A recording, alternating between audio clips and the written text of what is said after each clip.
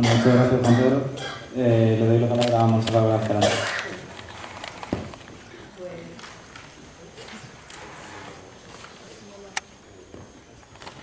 Pues muchas gracias, antes que nada, a los alumnos y alumnas por la organización de este congreso, que ya, si yo no recuerdo mal, es el tercero que organizáis, que sale muy bien, mejor que cualquier otro congreso que organice cualquier otro grupo de la facultad,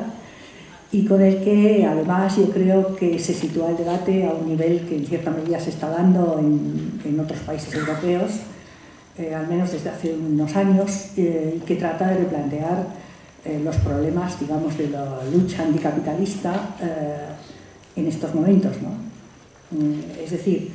sin duda la extensión de la crisis está haciendo que ya un término que en cierta medida había pasado como a los baúles de la historia desde la caída del muro en el 89,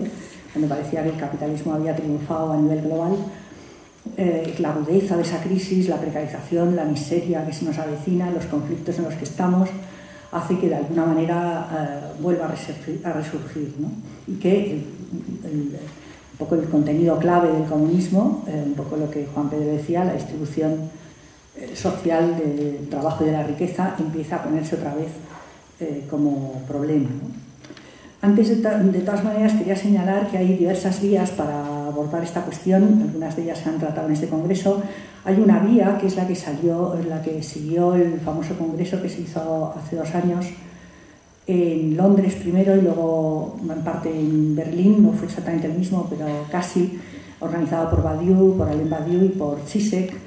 y bajo la idea de comunismo, ¿no? Incluso el texto está, gran parte de las ponencias están publicadas con este título, ¿no? Como si el comunismo fuera una idea. Los textos, algunos de ellos son muy interesantes y los congresos pues fueron interesantes, pero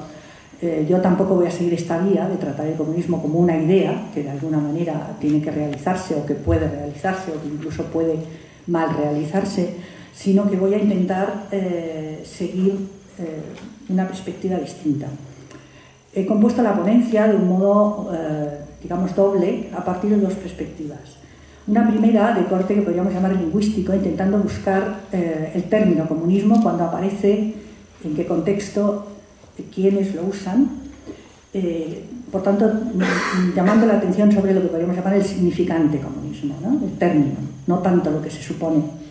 que es. Y una segunda, que está entrecruzada con esta, a partir de la experiencia personal mía. Yo fui comunista fui comunista en el sentido militante del término, porque fui miembro del Partido Comunista de España desde el año 70 hasta el año 76, o sea, todavía en la clandestinidad y ya al borde de la transición. Y también esas jornadas, aunque ese es un aspecto que me cuesta mucho, entonces a lo mejor no me voy a detener mucho en él, pero a lo mejor hay ahí también ecos de qué podía significar para una joven de 20 y tantos años participar en un movimiento y en un partido comunista, ¿no? Que, aunque a algunos compañeros les parecerá raro, porque el PC la verdad es que ya era muy criticado por los sectores más radicales, pero que interpretábamos no solamente como una estructura para tomar el poder, sino formando parte de la larga historia del movimiento comunista. Y esa historia era la historia, podríamos decir, de un deseo latente de comunismo que recorre, que atraviesa gran parte de los movimientos sociales, al menos de algunos, del movimiento campesino, del movimiento obrero, del movimiento de las mujeres, del movimiento descolonial, etc., ¿no? O sea, eso que podríamos llamar un deseo de comunismo, un deseo de una sociedad que no sea una sociedad de dominación, como ha dicho Juan Pedro, sino que sea una sociedad libre. Y quería terminar, como veis es un programa un poco largo, o sea que iré un poco rápido y me saltaré a la mitad, pero quería terminar con quizá planteando lo que en cierta medida empezamos a llamar una especie de comunismo poscomunista o de comunismo de lo común, que sería un comunismo algo distinto del comunismo clásico. Bien, voy a empezar entonces por el término comunismo. Ahí me apoyo en algunos trabajos que hay sobre algunas investigaciones sobre el léxico de los movimientos sociales, que podríamos decir hacen un seguimiento de cuándo aparece este término, dónde y con qué connotaciones. Y ateniéndome a ello, ellos señalan que aparte de experiencias a las cuales también Juan Pedro se ha referido, pues la experiencia de los hermanos moravos, la experiencia de los guaraníes en Paraguay, etcétera, etcétera, el texto empieza o aparece en 1785 en los escritos de un personaje que la verdad yo sé poco de él, que se llama Restif de la Bretón, a lo mejor Juan Domingo le suena algo, y que era un personaje, podríamos decir, de la izquierda radical en esa época. Justamente los escritos de esta persona corresponden, podríamos decir, a un momento en que hay un pulso entre los revolucionarios de tendencia burguesa y las corrientes libertinas e igualitarias en las cuales se inscribe el tal Restif, ¿no? Libertinas e igualitarias porque los dos asuntos van en cierta medida a la par, al menos en esta época y yo creo que incluso posteriormente. En ese uso temprano, tal como lo encontramos en estos textos,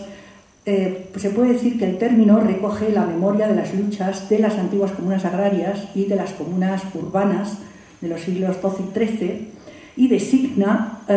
a los partidarios de la comunidad de bienes y de la educación comunitaria. Por tanto, está enlazada, como también Juan Pedro ha dicho, con este movimiento, diríamos, radical, pero con cierta connotación proletaria, plebeya, libertina, radical, antiburguesa en cierta medida, etcétera, ¿no? Ese sería como el primer documento, los primeros documentos que tenemos de la aparición del término. Eso tiene que ver, además, si se desarrolla durante la Revolución Francesa. No voy a analizar aquí la Revolución Francesa, pero sí me interesaba ubicar las primeras elaboraciones de justamente el término en ese marco. Y ahí hay que decir, eso apareció el otro día en el debate, sobre todo con Carlos, que en la primera Constitución republicana, que se aprobaba en el año 1791, consagra la libertad como derecho natural juntamente con la propiedad, pero no dice nada de la igualdad. El artículo 2 de la Declaración de los Derechos del Hombre y del Ciudadano dice que estos derechos son la libertad, la propiedad, la seguridad y la resistencia a la opresión. Sí, yo creo que está claro que la libertad está ligada a la propiedad, que la propiedad y la libertad están ligadas a la seguridad y que ambas están ligadas a la resistencia justamente contra la opresión feudal. Y por tanto es en este marco en que podríamos decir se construye la idea del individuo moderno propietario, esto que podríamos llamar el individuo desnudo de la sociedad capitalista, liberal, moderna, burguesa. Es interesante, a mi modo de ver, plantear este punto porque justamente esa concepción individualista llega al punto que, como también el otro día se dijo, se prohíben las coaliciones. La ley Le Chapelier del 14 de junio de 1791 prohíbe cualquier tipo de coalición en defensa de intereses comunes o mutuos, de tal manera que se encuentran con un determinado problema, puesto que los propios movimientos de la época, entre otros los propios, digamos, republicanos, tienen sus clubs, asociaciones, etcétera, y según esta ley deberían ser disueltos, cosa que obviamente no les interesa. Entonces empieza esta práctica que también el otro día aparecía de saltarse la ley cuando resulta que es tan extrema en sus planteamientos que obstaculiza incluso a los intereses de los propios revolucionarios, ¿no?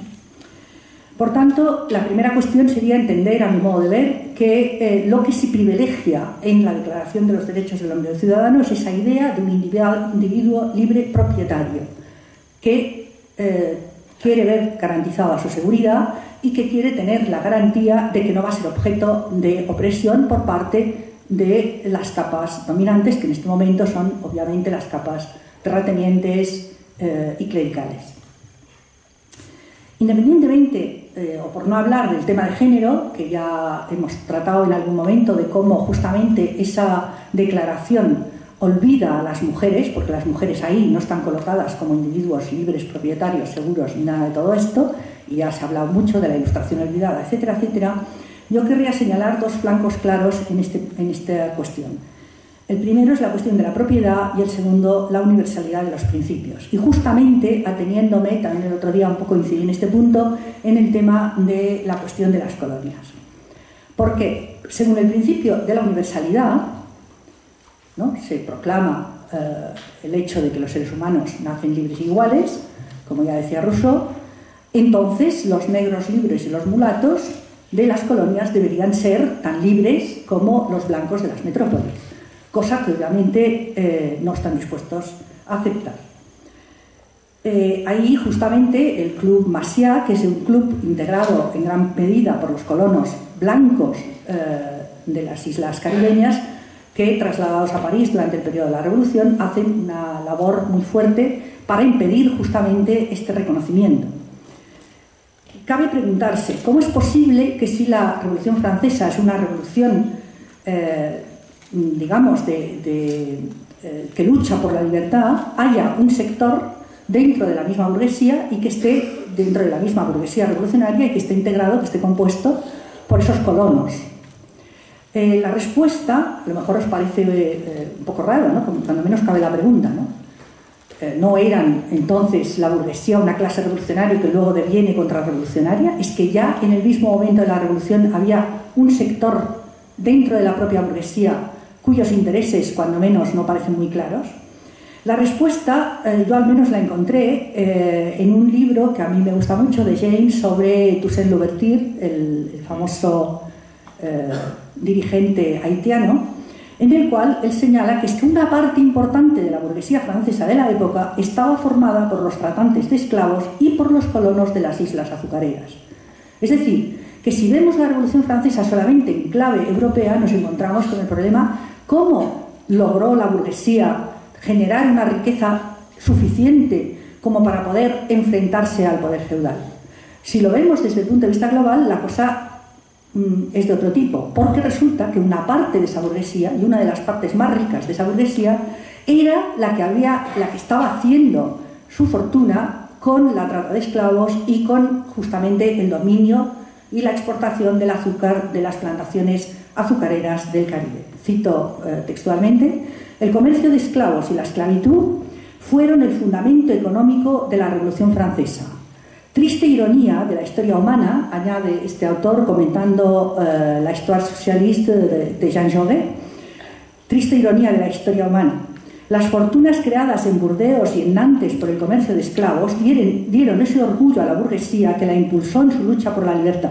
pues Nantes era uno de los centros del comercio de esclavos con las costas africanas. Como veis, por tanto, el panorama cambia,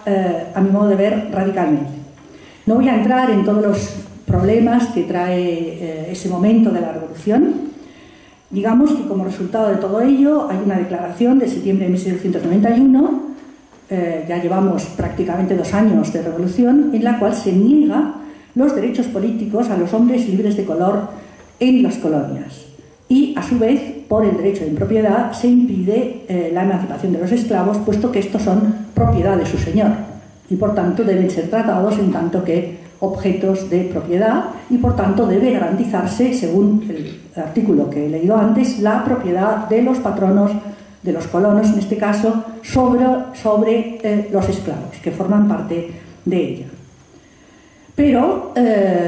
los esclavos habían empezado su rebelión unos meses antes. Este es un decreto, como he dicho, de septiembre del 91. Ellos habían empezado a organizarse algo así como en torno a marzo-abril del 71 en la isla.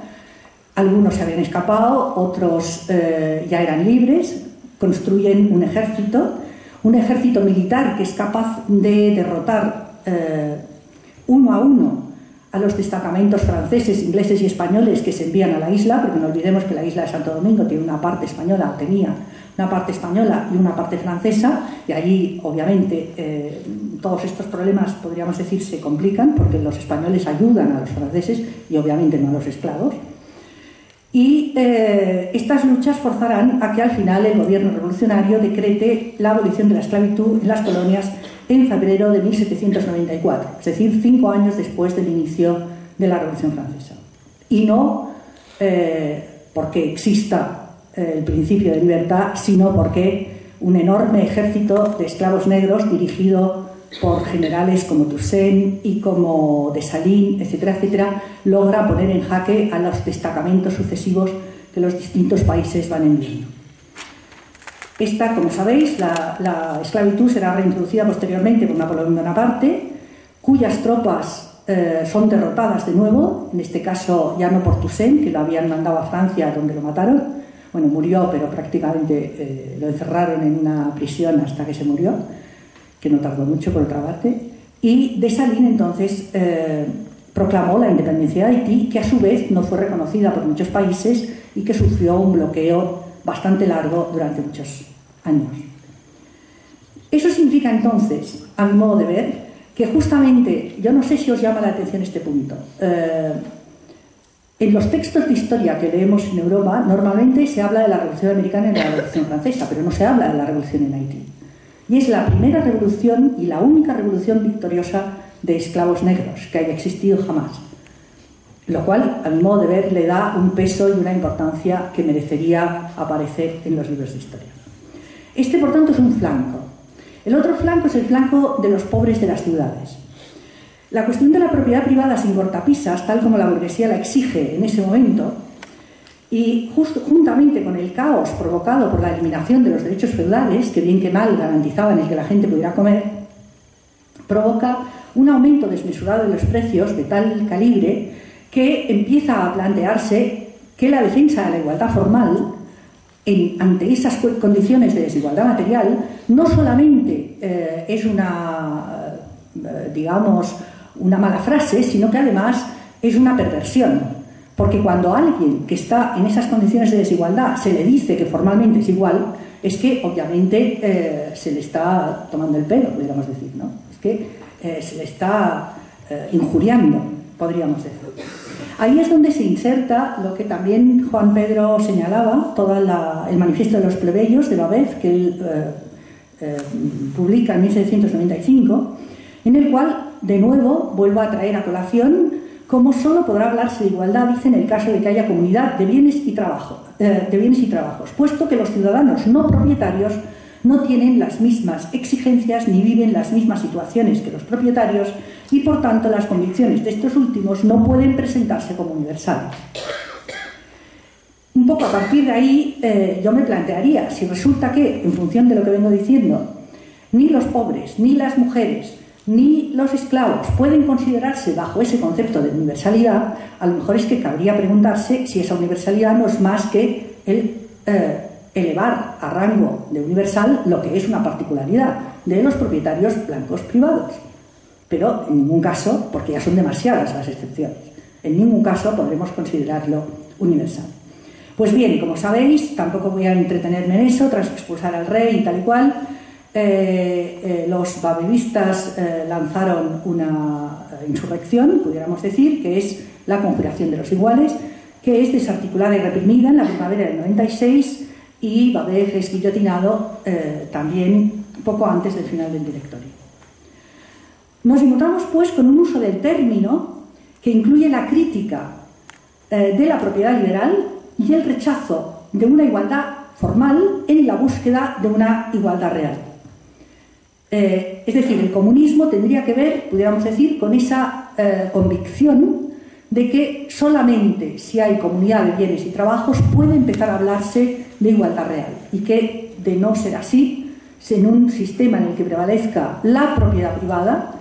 garantizada, diríamos, por esa sacralidad de la libertad, la seguridad y la propiedad,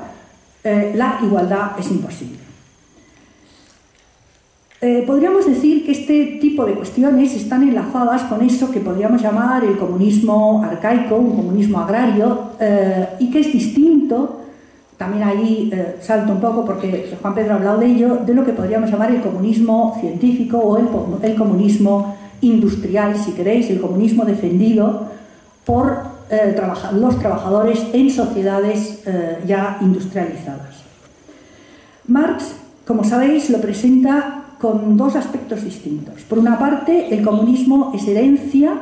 de la riqueza generada por la sociedad capitalista y de las transformaciones de ese modo de producción. Por tanto, es discutible, aunque obviamente está la famosa Carta Vera-Sasulich, etcétera, que pueda instaurarse una sociedad comunista sin este intermedio de creación de riqueza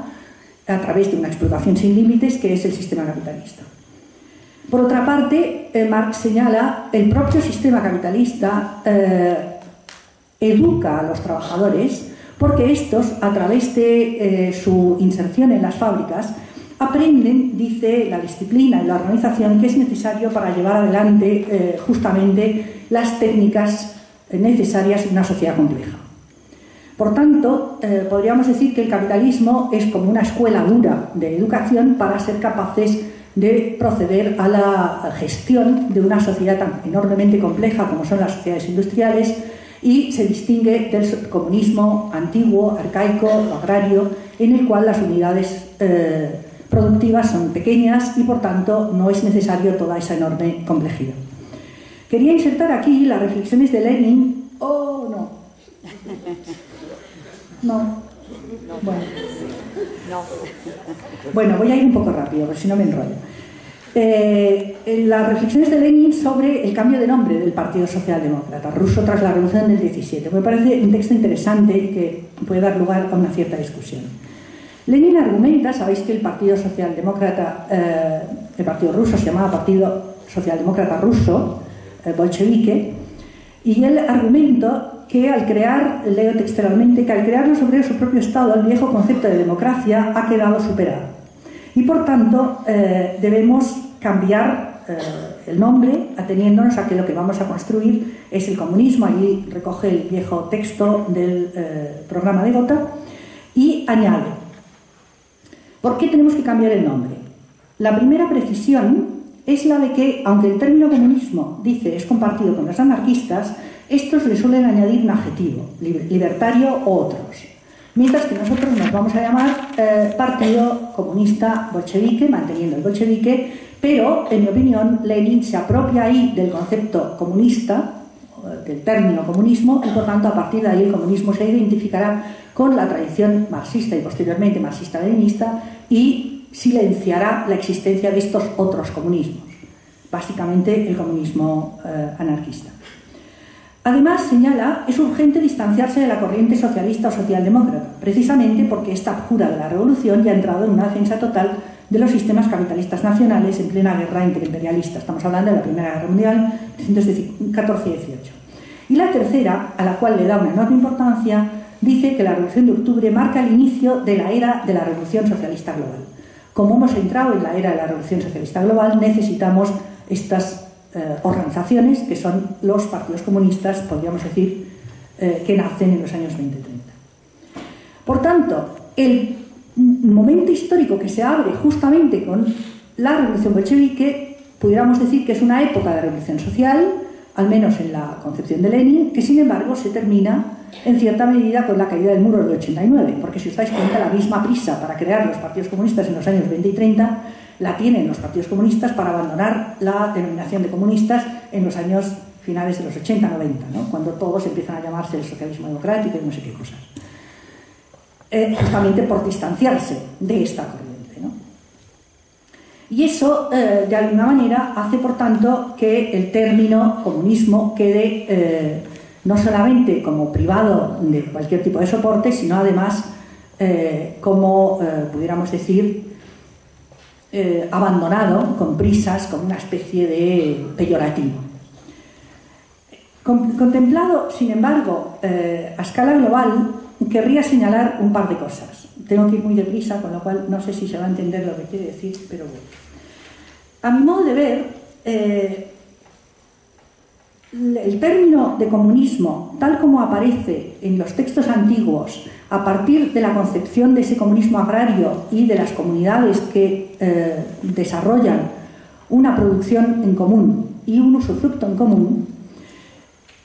es un término que desaparece sobre todo en los procesos de industrialización y que, sin embargo, he dicho antes, reaparece subrepticiamente como una especie de deseo de comunismo y que tiene que ver con el mantenimiento o la expropiación de los comunes y de la propiedad común.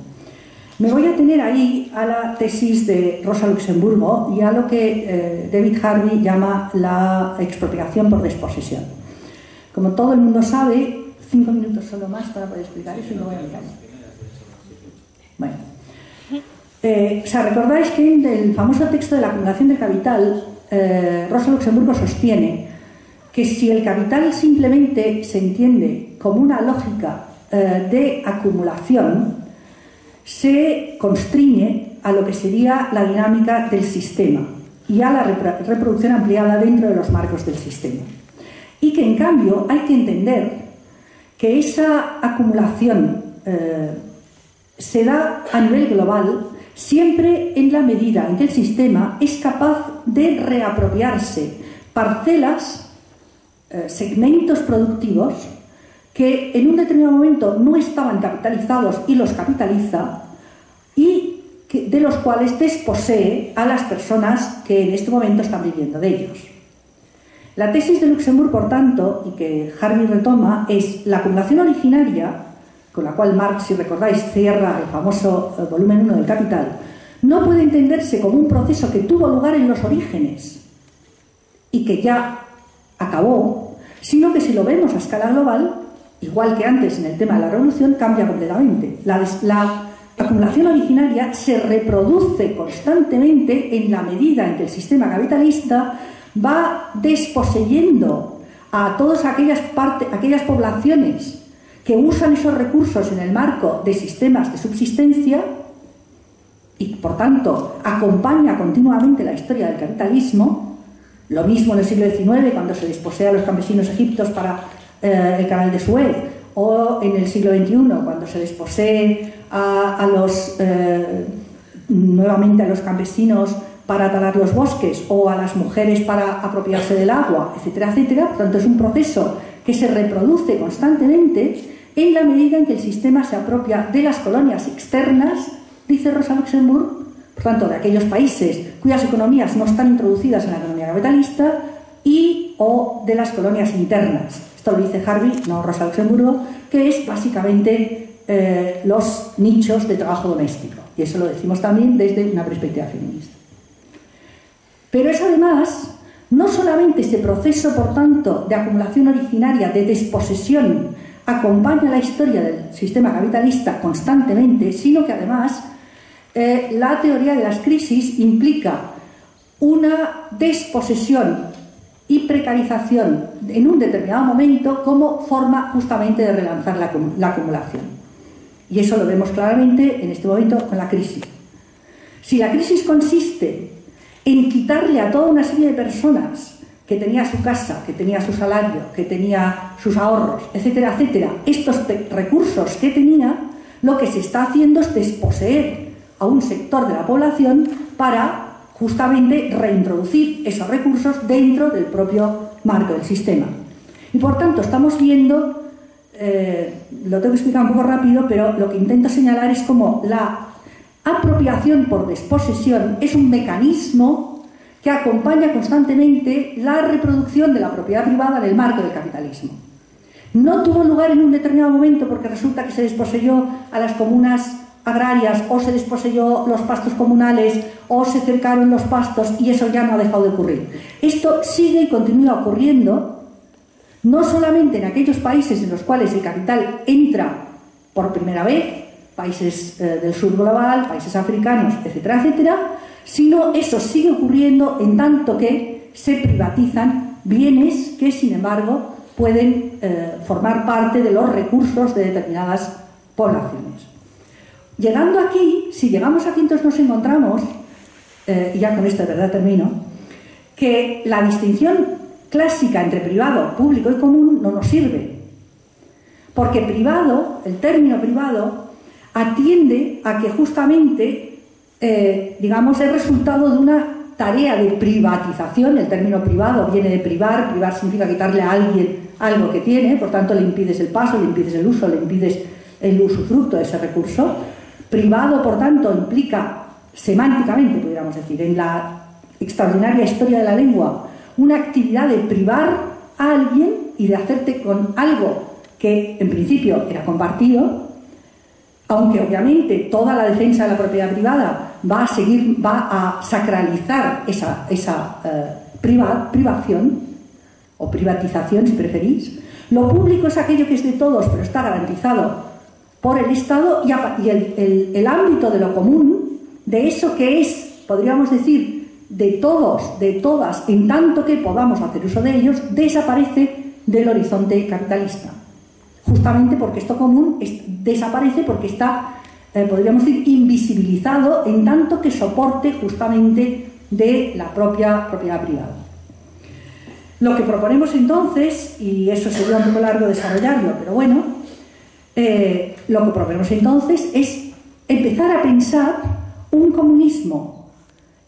empezar no solamente a pensarlo, sino a practicar un comunismo que ya no sería solo un comunismo arcaico, agraria, de las primeras comunas agrarias, que ya no sería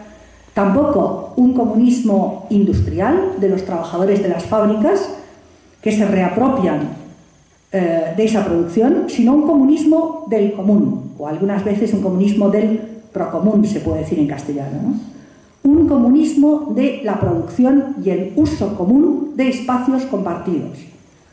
siendo capaces